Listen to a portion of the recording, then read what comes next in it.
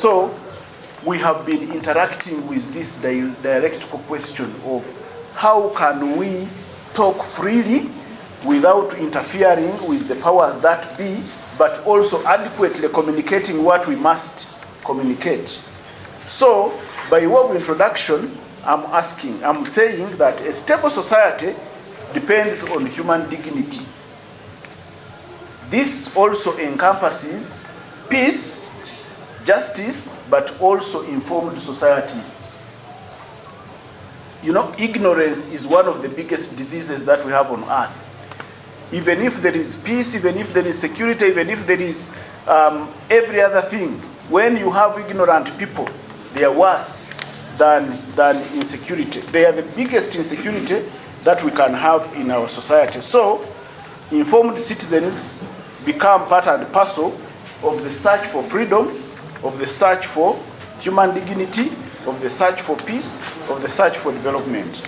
And the press is at the center of this promotion. As we shall see later, the press is involved in activating knowledge, activating human dignity, agitating for peace and agitating for freedom. So, press freedom is not just a right, it's a foundation of stability. The technology that we have today, which was not there in the past. When people sit around, there is a lot of variable technology on them, and this technology is largely communicating.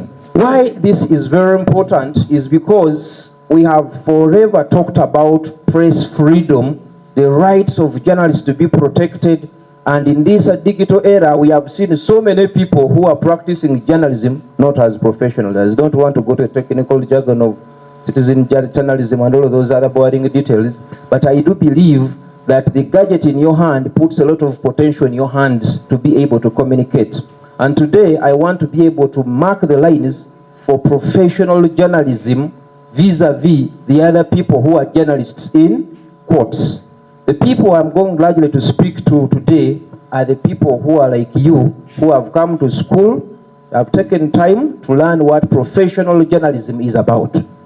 The boundaries for you should be clearly marked to separate you from every other person who has a mobile phone which has internet connection.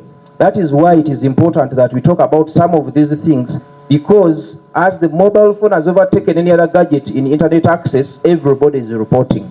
But there is a clear boundary of what professional journalism and digital journalism at that is in the 21st century. So there are a lot of things that we must talk about, but I emphasize that as we even celebrate World Press Freedom Day, we must emphasize the obligations of a professional journalist while using the digital technology to perform their roles or to execute their journalist mandate. That is very, very important. There is what we call emerging technologies. Largely, many of these Web 2.0 technologies, what we call Web 2.0 technologies, are the computer-based technologies you can use without sophisticated training. Like many of the social media, YouTube, WhatsApp, LinkedIn, TikTok, etc. Many of those fall under what we call Web 2.0 applications. So you can use them as an expert, just like the audience you are going to address will be able to use them. So it is important that even as we use these emerging technologies, we must be aware of the emerging challenges, responsibilities, and duties that we must have in order to continue celebrating press freedom within the confines of professionalism. Next. So, why could one put focus on digital journalism? That is a question anybody would ask. Why could anybody focus on digital journalism? You know, the traditional media, print, and all those other things, electronic, radio, etc. Let me mention that, ladies and gentlemen, thank you. Let me mention that the world has changed so much. The world is on the internet. The world is not just on the internet. When we talk about communication and marketing, they go hand in hand, because 90% of marketing is communication. And you cannot talk about communication minus talking about marketing. So when you look at anywhere in the world, when you talk about communication, it's normally communication and marketing, because marketing basically is providing solutions. It's a bridge between the service provider and the one who needs the service. Basically, that's what it is. So when you talk of journalism, you are talking about the guys who are providing the information. Today we have coined a new term, the fourth estate, but then the users. The basic economics is demand creates supply. The journalists do not write for themselves. They write for the users of the information. That is why it's important to know who are the readers of what you are writing. So everything in the world is changing. The common term that we use, everything is fleeting. Sometimes we're excited with AI. Look at the AI we had 2 years ago, vis-a-vis the AI we have today. The AI we are getting 5 years from now will not be the AI of today. Why? Everything is in constant evolution. There's what we call perpetual novelty, that there is constant change in what we call emerging technologies. We were excited with the social media many years ago. Fast forward, social media has got another internet-based tool, AI, artificial intelligence, coming in. I am called John Bosco Agaba. I'm a student Kigezi, you know it as senior, and I'm also the Mr. Teens Kigezi second runners-up. When I had a call of Kabale Youth Boot Camp to come here, I came rushing. Yes, I was coming from school. I immediately came here, though it was raining. During this, the time we spent here, I managed to get some small things. Number one, to utilize the resources that I'm having along with me to update the public and collect information or data. Also, to give a space to other people to express their feelings, whereby you can start a podcast and you invite some people to give something they feel they can give, which is very good, that can benefit in the community. Secondly, I also learned to, if I'm a journalist, I'm not supposed to expose anything bad so long as it is not needed. If, as the senior lecturer said, I learned it from the facilitators Mr. Francis brought to us. Thank you very much. And as we all know, media literacy is all about the ability for one to collect information or to gather information, use that information, and know perhaps the impact of the information that they use. As we have all seen the previous presentations, that media is always changing. Media is always changing. So we need even this youth, the younger people, also to have knowledge about media. Many of them, they are hooked on social media, but perhaps they don't know the impact of social media on them. So that was one of the aim in that program. Equally, the program intended to popularize our academic programs that we have here into those people from other schools. So that was the boot camp that we had here, and a lot can be said about it. Still, back to this day that we are celebrating today, there are some issues that we need to reflect on. Number one, this day offers a special opportunity for raising awareness about the importance of press freedom. Many have talked about press freedom, so it is through this day that many of us we are talking about this. Equally, this occasion offers local media practitioners a chance to have an evaluation of the progress they have made in journalism as a trade. You know, we all know that journalism is business, media industry is business, but the question arises, you as a journalist working for media, how are you disseminating the information? How are you maybe helping the communities that you are serving? So this is the day that we have all to reflect about that. Equally, this celebration welcomes development and praised on the significance of journalism in national development. As there has earlier been said, that media is considered to be the fourth estate or the fourth arm of the government, means that you cannot separate media from government affairs. You cannot separate media from development. You cannot separate media from politics. But it is upon this day that we have always to reflect on those issues. I went to a local radio station, it was called Freedom, and I convinced the director then that I liked that radio as if I'd listened to it for long. that I would wish to add a stone to the development of the radio by volunteering. The director granted me an opportunity. I was only 2 weeks in the course. I started reporting for Freedom Radio back then. Then when I went for holidays, UCU usually gives holidays of 4 months, 5 months. So you go for a long holiday.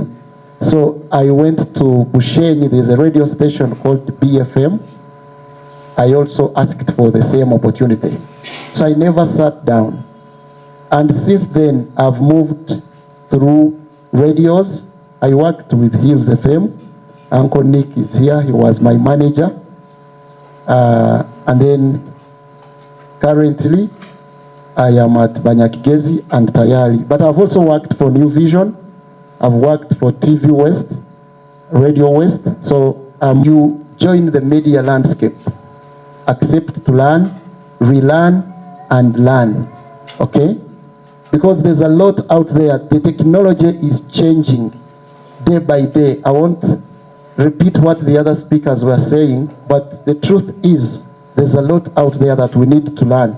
Now, I want to invite you to make the right networks. If you want to succeed in this profession, you must network. For me, by the time I completed the first semester at campus, I knew all the journalists in Kabale by name and by face, and they knew me. I had to force myself onto them. So when I joined the field, it was just a walkover because I had already made friends. So why are you not making friends? How come I don't even know some of you? But there are some faces I've seen, at least in the field. And I want to encourage you to keep it up. So make friends, get mentors. Me, I can even list the guys who mentored me in this profession.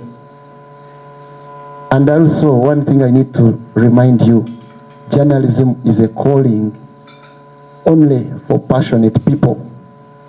If you're here for money, if you're in this profession for money, you might need to rethink, because there isn't a lot of money that you will get from this profession.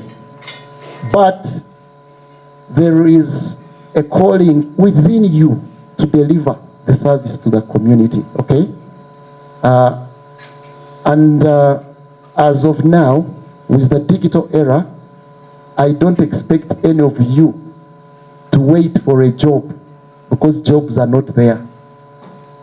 You see, there are journalists we found in the profession who are still serving, and they are not about to leave. The likes of Mamoya and several others. So they are not about to leave. So how do you expect to join the same station when Medad is still presenting? So, but what you can do, you start a podcast on internet. You'll see my stories, a list of them, even from 2011. What about you? What do we find attached to your name if we search on Google now? Are you the guys who present TikTok challenges about nonsense? Or you're doing content that really builds your profession? Our responsibility teaching, knowledge, skills, attitudes, outreach. I'm glad the Department of Journalism and Mass Communication thought it prudent to engage holiday makers UX mode. In a media boot camp for media literacy. Get these laws and read them. They are available online. But it criminalizes the willful and repeated use of electronic communication to disturb the peace, quiet, or privacy of any person with no purpose of legitimate communication. What most young people and many people are doing today is to actually disturb the privacy of people using computers known as mobile phones. We have the Data Protection and Privacy Act, Anti-Pornography Act, Penal Code Act, Public Order Management Act, Anti-Terrorism Act, which criminalizes the non-publication of material that promotes terrorism. Before you publish anything on your social media, be sure that you're not violating the Anti-Terrorism Act. What you're going to post, are you sure that it does not promote terrorism? The Access to Information Act, among others.